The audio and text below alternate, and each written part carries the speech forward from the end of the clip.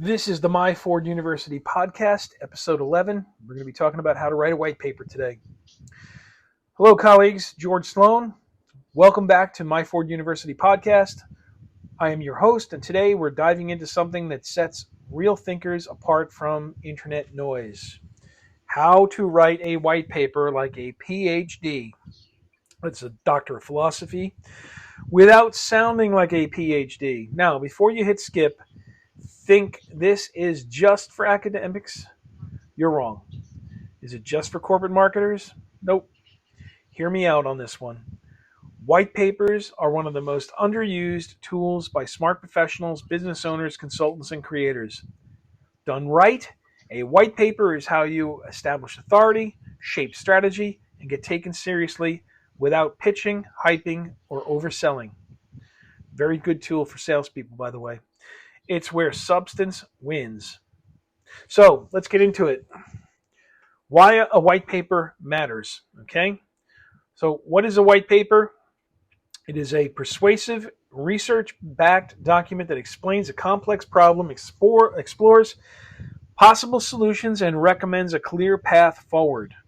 Kind of like the 131 model I keep mentioning, and again, I'll have that in the future.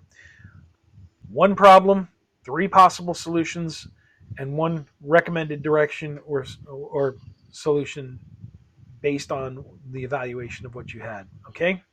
So it's part report, it's part strategic roadmap, and it's definitely part thought leadership. So if you want to really set yourself apart and you want to become maybe a subject matter expert or a SME, think about thought leadership through developing white papers. You're not selling directly. You are educating, informing, and influencing people with a white paper. And that's really the key. When you write a great white paper, it changes how people see you. You're no longer someone with an opinion. You are someone with evidence, insight, and answers. You become an authority. And these days, that's rare. Okay? So, when do you want to use a white paper? Listen, you don't need to write one for everything. But here's when it really makes sense, okay? When you're launching something really big, a new product, a new service, a new approach, a new model, framework, concept, good time for a white paper. When you're introducing a new idea or a new approach, definitely want to go with that. When you're looking to educate a decision maker, and again, this is where it helps with salespeople. They have to understand what it is they're dealing with, but it's a very persuasive approach, especially if you're a disruptor and you're doing things a little different than your competition. It's especially important when you want to lead a conversation, not just contribute to it. Listen, sometimes it really pays to get out in front of things and set the tone, set the direction. I've often said to people, sometimes we fall into the trap of being order takers, and I said, what we really need to do is be cutting edge, vanguard thought leaders and going and saying to people, this is what you want and this is what you need and here's why. And by the way, here's how I can do it for you at this particular price. So it really helps you set the tone for things, and it repositions you in the eyes of customers and competitors. Think about it from that perspective.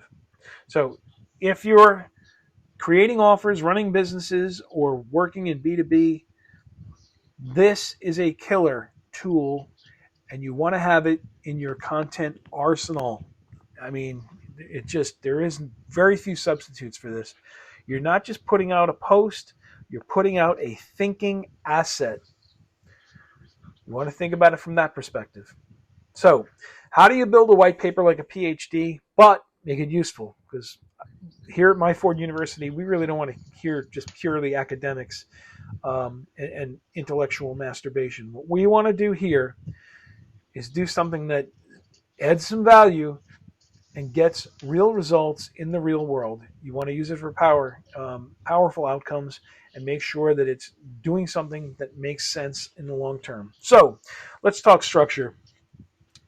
Here's a high-level outline that I tend to use when I'm adapting uh, concepts and thoughts, but I want to build it for clarity and for action. I want people to actually be persuaded and make a decision in many cases based on this. So, one of the things you want to have is an executive summary. It's about a paragraph, and it gives a general, brief synopsis of what is really happening. You will do I like one paragraph. I was going to say maybe sometimes you could go to almost a full page. It might be 4 or 5 paragraphs. I like short and succinct myself, but it's up to you. But here's what you want to talk about in an executive summary. What's the problem? Why does it matter? What's your recommended approach? Sound familiar? I just mentioned that 131 approach. Write this thing to last and put it first. Okay? Executive summary always comes last in the process, but you want to put it in the front. Some C-level executives aren't going to read the whole thing. They're just going to read the executive summary. It's like a 50,000-foot view, but if it's powerful enough, it might be the thing that gets the job done. Number 2, you want to include an introduction and some background. Create some context. Frame the landscape. Show the reader that you understand the territory. Next, you want to do some problem definition. Again, remember, we don't want to say the what. We want to talk about the why too, but you still have to identify the problem. This is where you go deep. You're going to use data. You're going to use trends. You're going to use quotes. You're going to use stats. Whatever helps you define the pain points that people are having, the problems they're having, so that you can get it out there clearly and specifically. This is where you earn trust. They either believe that you understand and know their problem, or they don't. Next, you're going to do some analysis. You're going to unpack the problem. You're going to show your thinking. You're going to explore those root causes. We've talked about root cause analysis. Compare failed attempts to solve the problem. That's right. Even if they're your own, even if they're your clients or your teams, explore them, and then talk about how your new approach is different. Use models or frameworks if you have them. This is where you're going to demonstrate your expertise. Next, you're going to come up with a solution and a recommendation. You now offer that path forward. Your roadmap, your method, your process. Make it structured, make it actionable. Don't get too fluffy. We can't stand fluffy around here. Make sure that it's very clearly delineated.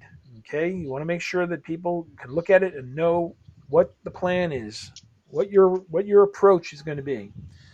Next, you might do a case study or an example. If you have any real-world evidence, now's the time to share it. Maybe you do some testimonials of people describing the problem and some of the issues. If you don't, create a detailed hypothetical. This is your proof of your concept.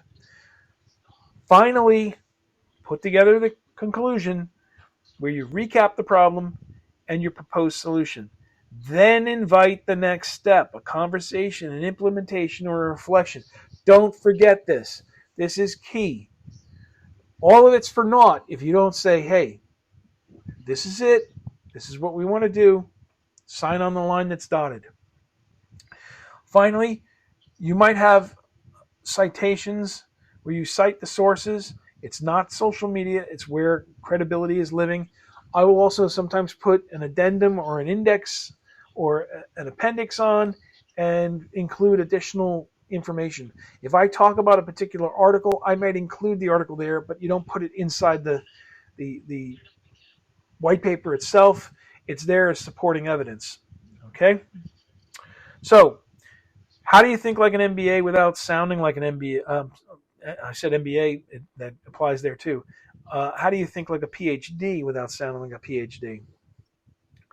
A lot of people hear white paper and they imagine a 30-page academic snooze fest with a couple illustrations, but nothing major, and it's boring and you don't want to read it. It's good to fall asleep to. But I don't want you to think that. So instead, you got to do this. Write it with clarity. Cut the jargon, cut the fluff, cut the filler. That's what we do like doing around here.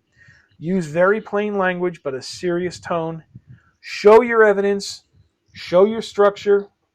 Again, you want to and get them to feel comfortable that you know where you're going. Respect your readers' intelligence and, most importantly, their time.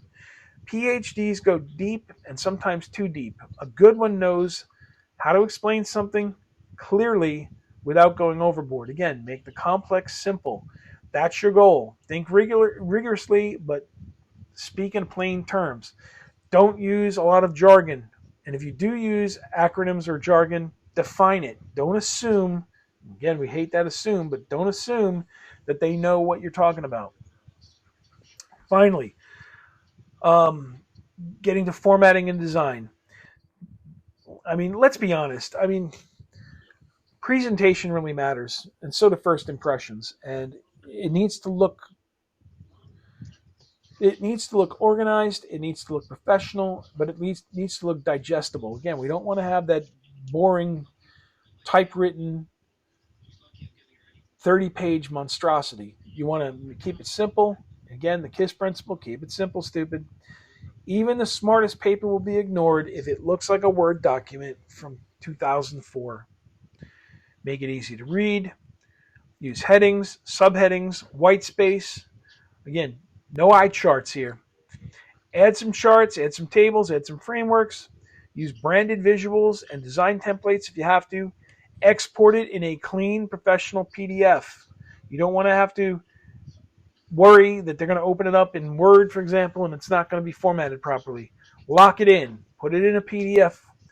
This isn't a blog post. It is a flagship document. It sets the tone. It's you planting your flag, saying we are experts in this. This is some of our work in this, and we can do the same for you. Make it look the part. Okay? Then what do? You promote it and you use it strategically. Once your white paper is done, man, don't just throw it in the resources page. Use it for the following things. And again, this is where sales folks are going to really love this stuff. Use it to start conversations. Use it to attract leads. It can be a lead magnet. Think about that. Train your team about it and how to use it. Build presentations around it. Fuel webinars and podcast episodes around it. Break into new markets with it. Send strategic contacts or decision makers a copy and then follow up.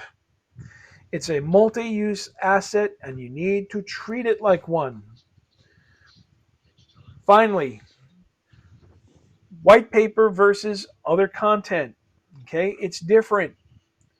How is it different from a blog or an ebook? Well, let's keep it real simple. A blog builds awareness. An ebook will educate. A white paper convinces decision makers. Simple as that. This is a format that you can use, and you will be seen as a leader, not just another voice. You're setting the tone. Again, you're planting your flag. Hopefully, you've kind of got a grasp of what we're trying to do here on this. So let's talk some final thoughts and the action steps for today. Here's what I want you to take away. If you've got serious ideas, data, or insights, or perhaps a framework that deserves some attention, don't bury it in short form posts. Write a white paper. Structure it. Back it up with research. And then publish it with purpose. You're going to stand out from the noise. You're going to attract the right people. And you're going to build trust. You're going to build it fast. Here's your action plan. 1. Pick a real problem worth solving, something timely, relevant, or complex. Outline your paper using an 8-section structure that I gave you. Don't wing it. Use the format I shared.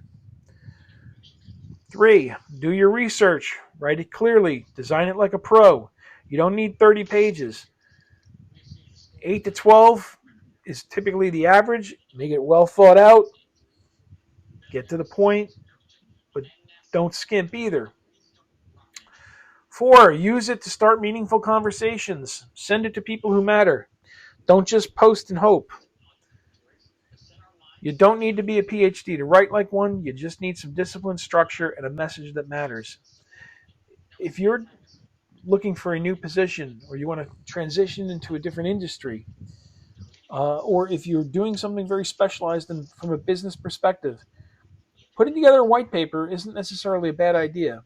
I have a whole thing on work portfolio samples for knowledge workers, a whole post on it. You can find it on myforduniversity.com in the blog section or in the newsletter section if you want. And it'll be a podcast that follows up, but it talks about this whole concept. So there you have it. That's it for today's episode. If you want a full written version, again, go to myforduniversity.com/blog, and you can structure your thinking, share it clearly, and lead with ideas that last using a white paper, PhD level white paper, but not a boring PhD white paper. Good luck. We'll see you the next time. Thank you.